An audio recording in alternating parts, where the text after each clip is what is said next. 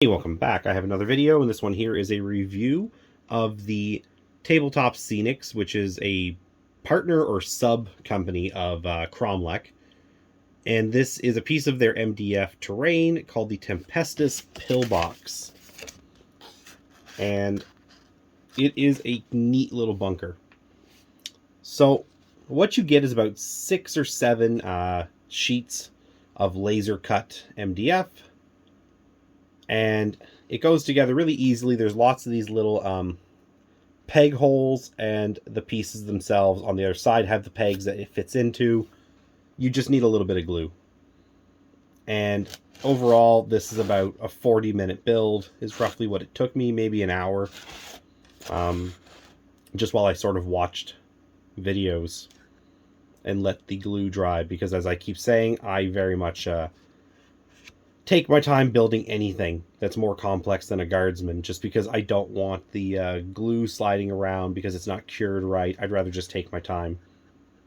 But yeah, it's a neat model. You get these cool firing slits that have the slopes to them. That's on 3 sides, and then you get a door. The door technically could be functional if you build it a certain way. I chose not to, just because I don't think the material for the hinges is very strong. In fact, one of them was kind of cracking a little bit as I was punching it out of the sheet. And I just decided I would skip right to the gluing the door shut. That was going to happen anyways. And I'm fine with that. I'm not playing D&D or anything like that with this. Meaning, there's no real need to have the door opening and closing. It's just a liability during a game of Warhammer that, again, it's just going to break. So, to avoid that, I just glued it shut. But if you build yours, you're clearly welcome to follow their instructions for a hinged door. Although it does suggest using a piece of wire or brass rod. So it's a little more complicated than just building it a certain way. You do have to bring in some wire. The top here, it does come off, exposing an interior that's big enough for probably not a squad of guardsmen. I haven't tested it yet, but I can just tell by looking at it. I could probably fit 8 guardsmen in here. You would not be able to fit excuse me, a heavy weapons team as well as the rest of the squad. But honestly, this is one of those cases where they're embarked. You don't need to put the models in. 1 or 2 just so somebody looking in can see them is fine.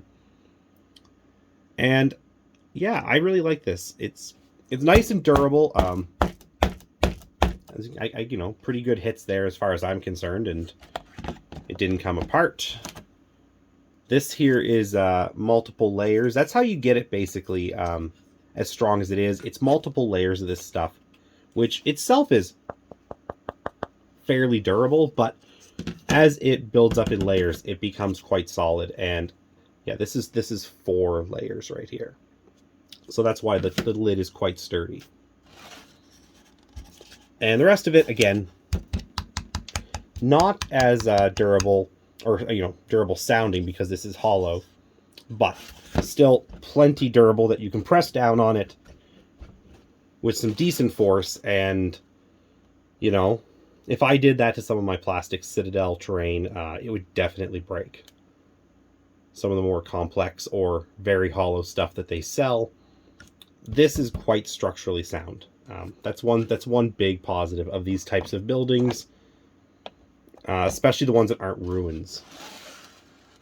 So looking at the sheets, I did build the building obviously, but I saved 1 sheet to share so you could see it. This is just like an outer set of walls to go on either side of the door, which I will do later to add, but I'm also considering not using it. I like the footprint and the silhouette this has right now. This would extend it out this way. I think it would be fine, but I'm still deciding if I want to just leave it as it looks right now.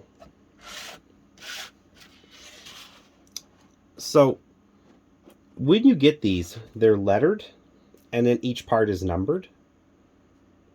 And occasionally, you will have parts within parts. I don't see any here. Actually, maybe right here, this might be one. This looks like it has a part. Oh no, that is not. That's solid. Yeah.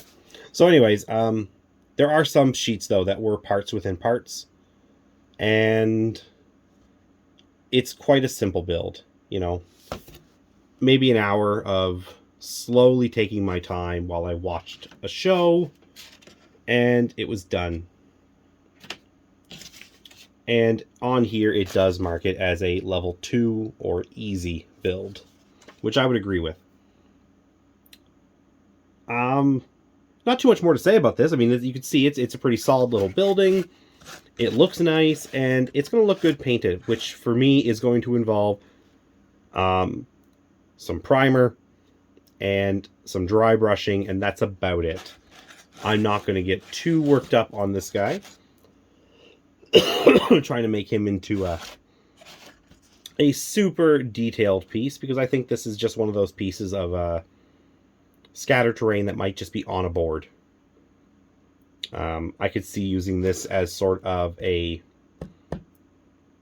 just a random bunker, but also this could be a neat objective. This could be a command bunker. You know, you just add some of the antennas and stuff a lot of the GW kits come with to the top.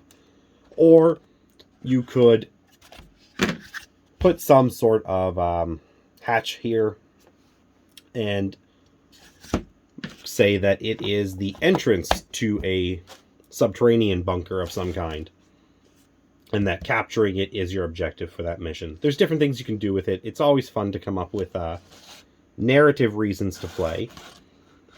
GW is not the best at balancing their games, and to be honest, I've played a lot of miniature games. Very few are balanced. GW just tends to be the one we talk about, and their games also tend to be the most convoluted, with so many different armies that you have to interact with each other. And I like narrative play for that reason. Just having a very clear objective, so that you don't have to worry so much about the broader table. At the end, at its core, you're just looking at one little piece, and this could be a cool piece for that. So, anyways, have you guys bought any of this stuff before? It's not my first MDF. I have some stuff for fantasy, and I've had some Flames of War buildings, and odds and ends. But what third-party makers are you guys using? And are they durable? Because that's the... excuse me. That's the only question I ever have about these. Are they going to be durable? This one definitely.